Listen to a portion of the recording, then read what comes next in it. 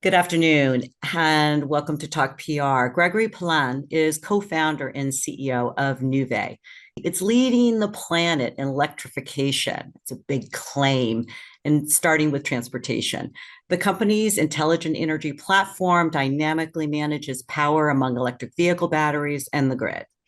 Its advanced vehicle-to-grid technology and ecosystem of partners enable Nuvve to deliver new value to EV owners. So I love this mantra. I love this strategy. So how are we doing? What what do you think is going to be happening with electrification in the current climate? Yeah, it's easy every day. The big beautiful bill just passed through today, so we're gonna have to see exactly what that means. But I mean, I think we feel it, right? And I was actually listening to the news in France, right? Paris is at 40-degree Celsius. They think that over the next 5 years, the temperature is going to go up to 50 degrees Celsius, right? So cooling is a big piece of energy consumption. Heating is actually also a big piece of energy consumption, right? I was meeting with a utility on the East Coast, and they have new housing, and all of those are using heat pumps. And so all those heat pumps are consuming energy, right? Those heating, cooling, AI, all those data centers are increasing the load for the first time in 25 years. And so either you have EV or not, the load is increasing on the grid, and utilities are not structured to just scale their system and do as they've been doing over the last 50 years or so. And so you really need to have new technology that are going to be better managing the grid, better managing the energy flow on the grid, making sure that the energy is stored where it's going to be used, so you avoid the energy going up and down the system. This is why, the vehicle to grid technology that the Professor Willett Kempton invented is a very important piece because a lot of those batteries are going to be on wheels. But today we see also a lot of deployment of smaller size batteries, but stationary, that we are managing as well, in order to really optimize the use of the infrastructure, avoiding the energy going up and down the system, which otherwise would allow the utilities to scale the system, in a very, very crazy way, but that would cost us too much money. Here in San Diego, for example, the cost of energy has been going up 88% of the last 10 years, while inflation was only 33. So we see those issues today. Well, I mean, we're talking vehicle to grid. Now you're talking about other small batteries. It sounds like, for people who don't understand that, you have all these electric cars hooked together in a giant battery. So we know that's not it. How's it going to work? Because you're going to need a specialized equipment. The equipment costs something. And in my case, I drive an EV, and half the time I'm at half of my energy, half of my battery. So how is this going to work for us in the United States? I mean, in California, there's a lot of us with electric cars, but how are we going to make this spread? And So how's it going when to work? when you go back home, do you have the reflex to plug your car all the time, or and even at 50%, I mean, Yes. well, so as soon as you plug your car, right, in your home, if you have the right system, your car is going to be part of your home. You might have also a stationary battery, you're going to have solar, you have loads, right? Either it's a fridge or freezers or the pool, or, all those loads that are on the system. And so at that point, you need something that is able to manage all of that, right? So a vehicle to grid becomes a part of it. So we have a new project with the California Energy Commission and Kia. And the goal of this project is to integrate the electric vehicle into the home, not just as a standalone piece, but really with all the other things that are there. And basically, think about, if you understand the concept of microgrid, basically creating a tiny grid in your home so that the system is able to balance your energy consumption automatically. And especially in case of a public safety power shutoffs, which we see here in California, Yes. yeah, especially in case of PSPS, then it's going to be able to manage the energy for you while you don't have to worry about it. It's going to know what are the priority things they need to make sure are going to be working, and what are the less critical pieces that don't have to be working, and prioritizing things based on your calendar. Do you have to use your car? If you don't have to use your car for the next 24 hours, maybe I'm going to pull a little bit more from the battery inside your car in order to power your house. right? So you need to have those systems that be very automated in the way, think about an AI system in your home that is managing the energy for you. So AI is involved in this? Absolutely, right. I mean, we started with AI at the very centralized level. Our experience with AI has been initially determining the capacity that we can bid into the markets. And so we're looking at the aggregate of all the vehicles and what that means in terms of revenue we can generate. And then we figured out that actually we are getting a pretty good resolution on the accuracy on a vehicle per vehicle basis. And so now, what I was looking on is we know better than you when you will be using your EV next. So it sounds like there's a lot more things that I'm going to need in my home. I'm going to need solar. It's not just the charging facility and the electric vehicle and the battery. We're going to need solar. We're going to need a lot of other elements to really make this dream come true. You don't need everything, but ideally, yes, you should have your own generation because it's cheaper, right? There's no question. The cost of the kilowatt hour on the grid is expensive. The cost of the kilowatt coming from your solar is going to be cheaper. So that one is cheaper. And then, it's a question of what resilience do you want to bring to your home, right? In an environment where potentially you're going to have those public safety power shutoffs. And is it at the single home level? Is it at a neighborhood level, right? We love the idea of using it at the neighborhood level. But in this case, basically, that's, you have to be a utility in order to distribute energy to different housing. And Or you so, need to be China. I and mean, China, yes, no, I mean, China is integrating cars into its energy grid, absolutely. and Europe too. So where does the United States stand in this race? I mean, I hope we're not last, but it sounds like we might be. So I don't think the US, first of all, I don't think the US as a whole is last. Now, the US is very diverse, right? And like as much as in China, everybody's aligned across the country, across the 1.3 billion people, right? And everybody has to go and move in the same direction. In the US, you can have a lot of diversity. That diversity is going to be driven by the type of utilities you are dealing with, right? You might have an investor-owned utility, you might have municipal utility, you might have co-ops.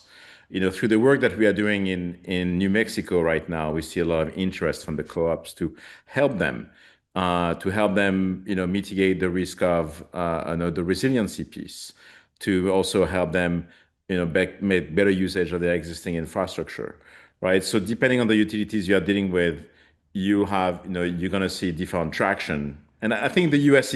is well positioned, but having a more synergistic regulatory environment would be helpful. And so that's why we are looking more at behind the meter, maybe in the US, than in front of the meter, like maybe what we are doing in Europe. Okay, explain what is behind the meter and not in front of the meter. So behind the meter is basically managing the energy. You have local generation, you have local storage, you have local loads, and you're gonna have a microgrid manager that's gonna be optimizing the use of the energy, trying to make this island of power as self-sustainable as possible. Right? And then you might be able to generate some revenue by providing some actual grid services. But this is still further down the road. In Europe, you can provide a lot more actual grid services, market participation, right? We've been in Denmark, we've been using Nissan Leaf and ENV200 for nearly 9 years now, participating into different type of market, something called FCRN, FCRD, which is basically the balancing of the grid in real time. And we've been paid very, very well. We've been paid on average about $3,000 per EV Nissan Leaf per year over the last nearly 9 years. So, it's $27,000 over for the 9 years. It's a pretty good Sorry, revenue. you're paying the EV, Nuvve is, or who's paying We the are EV? getting this money from, so we have a model in Denmark. The model we have in Denmark as being kind of energy as a service where the customer gets a charging station, they get the energy for free, they get the maintenance of that charging station. They actually pay us a small monthly fee, but it's very, very small. But they get the charging station, the maintenance, and the energy. And then we keep 100% of the revenue in order to pay for that. And you're looking at about 20 to 30% gross margin business. Excellent. And they're getting money. And they are getting, I mean, they are getting basically a free service. Yeah. So that's very highly motivating. Is that, I mean, you think of a place like China is one thing. California is, what, the fourth largest economy now globally. And so why can't we do that here as a model for the rest of the world? You're in New Mexico. I know you're in Fresno. Um, Yeah, so keep in mind, right, California, Enron was here a few years ago, and left some and fair bad tastes, right? So the market is very complex here. It's very segmented in terms of how you can provide those grid services. A lot of the value is what they call behind the meter, demand charge are pretty high. You have different, you need to think about it in different ways in terms of how you're extracting the value from the service we can provide.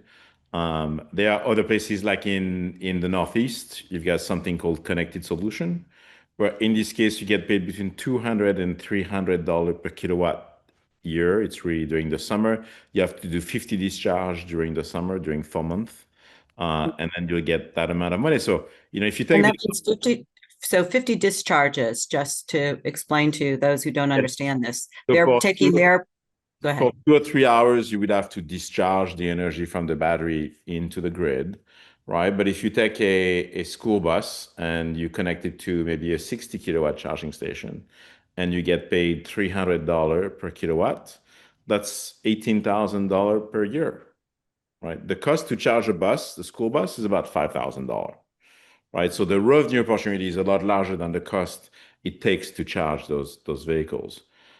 So there is no significant value in the ability of controlling those resources. And here, it's not even a very accurate way of controlling those resources. So the more accurate you can control the resources, the more value you can bring to the grid. So it still sounds like a lot to me, but what you're saying is that's a lot less than it would cost with gas, Oh yeah, with yeah. gasoline. 5,000 a year. No, it's about, yeah, it's a lot less. But what's important is the net, right? The net is Mhm. $18,000 revenue versus $5,000. So your net is like $13,000 positive. So that's definitely a lot better than gas, where you're going to be probably paying 13 or 15,000 a year. So why are so many of your projects buses right now? Is it just those economics, or is there some kind of change going on in America right now where buses are being electrified more? I mean, I know they are in California, but not other places necessarily. Yeah, so with the previous administration, there was a big push for electrification of school buses, right? Because, as people say, the worst place when you have a gasoline school bus, the worst place is actually inside the bus because they often have leakage of fumes that are going inside the vehicle. So that's why electrification of school buses is also about the safety of the kids, right? So there's been a big push from the EPA.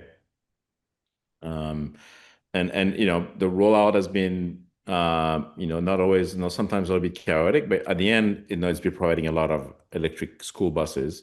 California has been one of the states that has been also putting more money in order to support that.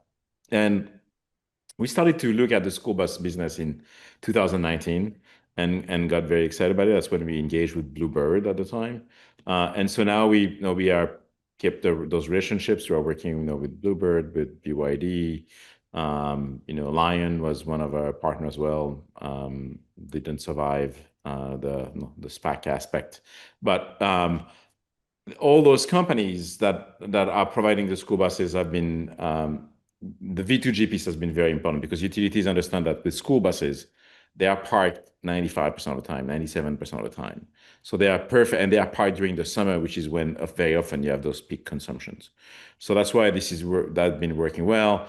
Now in New Mexico, actually, it's not just about the school bus; it's also a lot about the wide fleets, and so we are seeing traction with the Ford F-150, and other pickup Oh, trucks. And those have bidirectional capabilities as well. And there's quite a few Nissans. So the next generation of Nissan Leaf also should be bidirectional, not using CHAdeMO, which was the plug that they were using so far. So the state of New Mexico is interesting because actually this is the first one where we are looking at scale deployment outside of just the school bus, but more into the wide fleets. We haven't no, we haven't announced yet any big win, but I think they will come soon, right? It's a $400 million CapEx project that we have out there in terms of the amount of CapEx that could be deployed. And so the state is very excited and pushing hard on electrification. So with what's going on at the federal level, the states are just going to go do their own thing and they don't have to worry too much about, whether the government continues that funding. The states are going to perhaps take it over. Is that what you're seeing? If there is one thing that is sure right now is we don't know where it's going to end up. There's a lot of uncertainty, and we have to deal with it. And so I think right now we are focusing our attention on two aspects. Number one is states that are going to be able to support electrification of transportation on their own. But two, that's where we decided also to move slightly our attention or more focused on stationary storage. And that's why we've announced battery as a service for especially the co-ops. Co-ops are very interesting because they are kind of impacted by what's called coincidental peak, is when there is a peak on the transmission system and a peak on their system at the same time, the cost of the kilowatt hour goes very high. And so Wow. the ability of cutting their peaks when there is a peak on the transmission system is very valuable for them, but also for their members, which are also their customers. So the ability of rolling out batteries can really help them optimize the cost of energy for their members. You've got a lot of these commitments in the US. You're going to see where the market is, but I also know you have a lot of global efforts going on. Is that kind of to back up any issues that could be happening in the United States right now? So from the beginning, the idea was if we start in multiple places, we can gain as much knowledge as possible and put it into our platform. That was the original idea. And now to this day, it's true that it's more of mitigation. Japan and Korea, South Korea are interesting areas because they've they've been working on opening their markets, and now they are pushing very hard for stationary storage to be deployed. Initially, large scale stationary storage. And then, for example, in early 2026, you will be able to aggregate distributed batteries in Japan, which is really what we know how to do well. So, no, that really opens some very attractive aspect and the strength of all the work that we've done can be directly reaping the benefits out of those very aggressive policies that are, as you said, outside the US, different world, different way of looking at things. And so both Japan and South Korea are very interesting regions for us. And this is why we've established Nuvve Japan, which is right now a fully owned subsidiary of Nuvve. The goal is to also bring local investors that are going to be supporting the company's development in those territories, both in Japan and South Korea. So where are the batteries in those markets? You said they're located, but it's not like in somebody's house, like you're Oh, doing in other. so you've got two categories, right? You've got what's called the utility batteries, the large scale. They are in front of the meter, right? There's no retailer aspect to it. And I would say though we can manage those, we are not automatically, we are as good as managing one battery, it's not that difficult. Um, but what we are good at is when you start to manage many batteries that have also multiple purposes. So, for example, if you own a chain of gas stations and you have certain profit from that, by rolling out batteries in those gas stations, batteries that we are able to aggregate, generate revenue with those batteries, then you can actually increase your income, as the gas station owner. So So you'll we have have a gas station and you'll have battery charging. and you have batteries, right? That because you have, with the gas stations, you have some land, you have some interconnection to the grid. So it's actually pretty easy to implement a battery. And then that battery can also bring you resiliency because if the grid goes down, you have fridges, freezers. If those things, are shut down for too long, you have to throw away all the food and then replace it. So the fact that you have a battery on your site can bring you resiliency to your system, but also you can generate revenue by providing those grid services. So we're always looking at how we stack the revenue. How do we provide more value with those batteries? What is the fundraising like in this climate? I mean, you're a publicly traded company, but I'm sure you're still, well, I know you're always, looking to raise money in your expansions. Is it challenging? Is there money in the US? Are you going outside?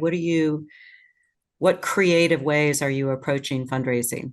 Yeah, so and especially post SPAC, apocalypse, or where a lot of them died, and market cap have been seriously damaged.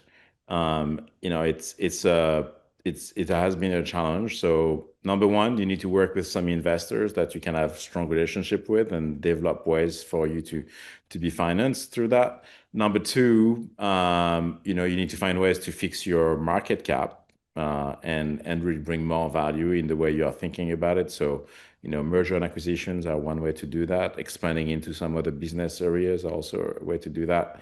And then the third way we've been doing that is I've been developing subsidiaries across the organization, and those subsidiaries are raising money as private companies.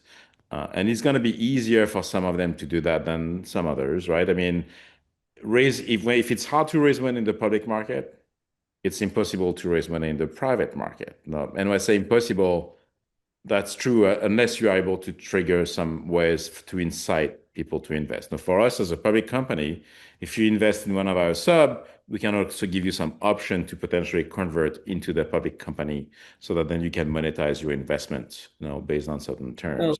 I'm thinking you're talking about digital asset strategies. Not yet, but right now I'm looking at what we are doing. But that's one way. Then the digital assets, that we've been talking about it. There is really on the energy side.